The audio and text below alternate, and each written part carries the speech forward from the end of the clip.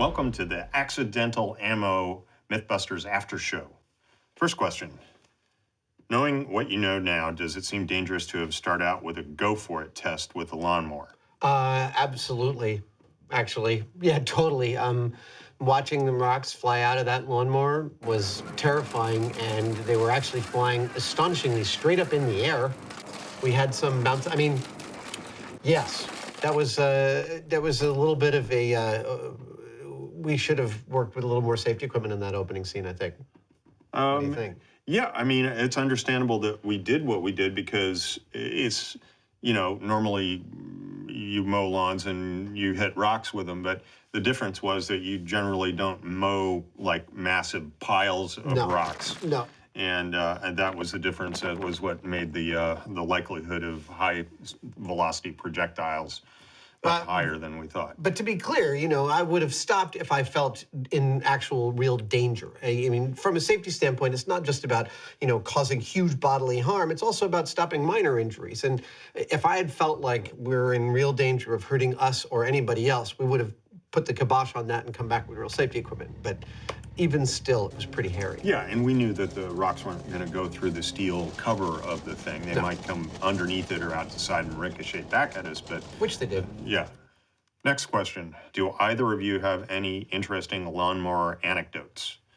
Oh, I believe Jamie might have an interesting lawnmower anecdote. I think I do.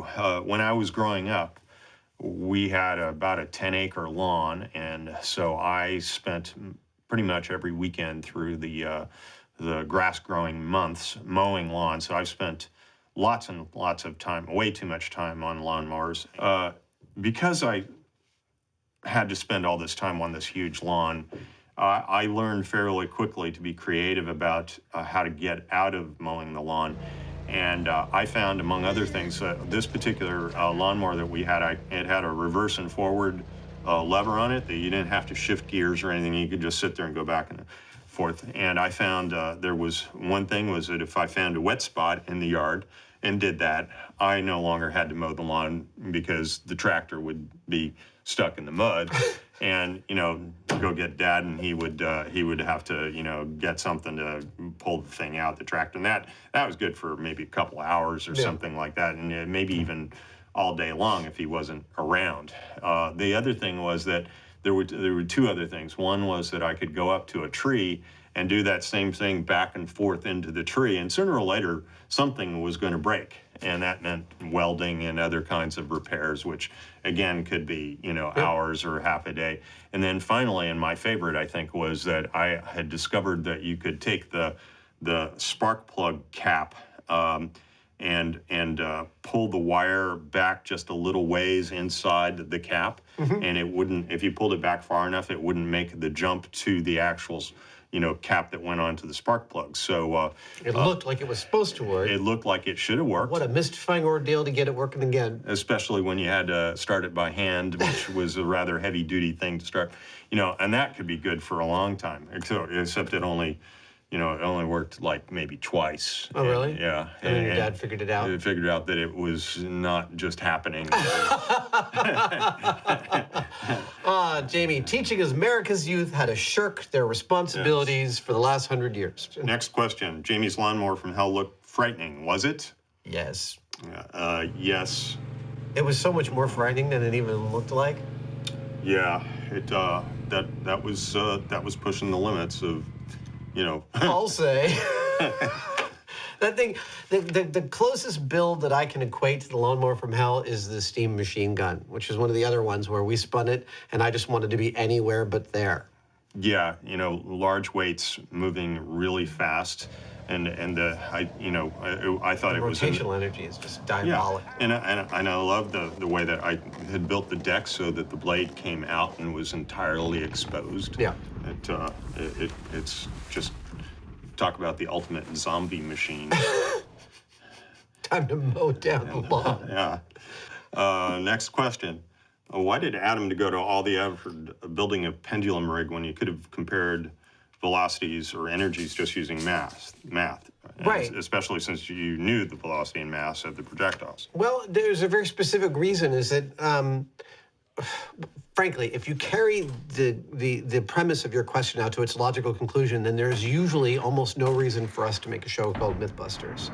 Our goal in this episode was not just to use math and say this projectile moves this fast, therefore it has this much energy, but to demonstrate in an analog way that you understand physically what forces are actually involved. Because the fact is you can read about the tensile strength of steel or the force application of momentum in a book all you want, but you won't understand it until you're literally trying to move a piano or, crane up a mill or something like that. Our job is to make that thing understandable on a much more intuitive level. That's why we went to all that trouble to make the pendulum rig. We wanted an analog solution to the math. That kind of analog experiment goes right back to one of the very earliest episodes of MythBusters. We tested whether a penny dropped off the Empire State Building would kill you when it hits the ground. And we had the math about the terminal velocity of a penny. And it actually has two, one on its face and one on its edge.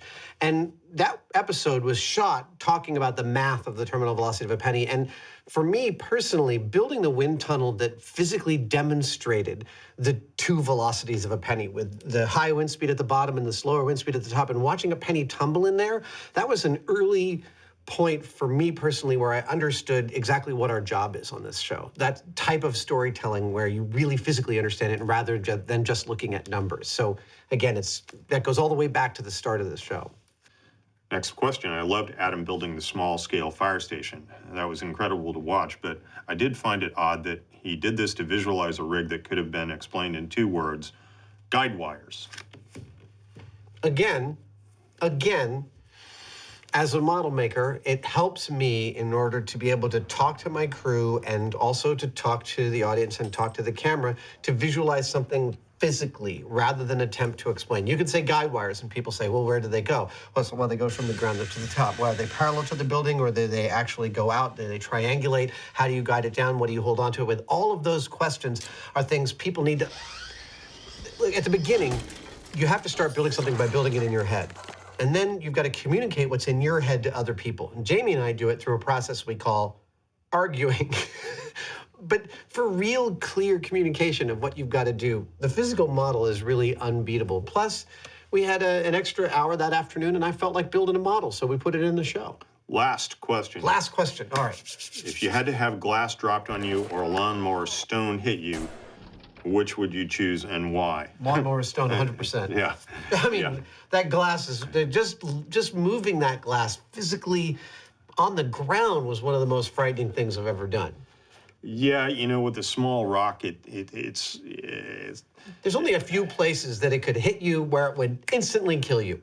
Most of the others, it would hurt like heck, but... The glass, if you took that square on you, you're pretty much dead. Yeah, pretty much. You're dead or you're missing a large chunk of your body. And we're just talking odds here.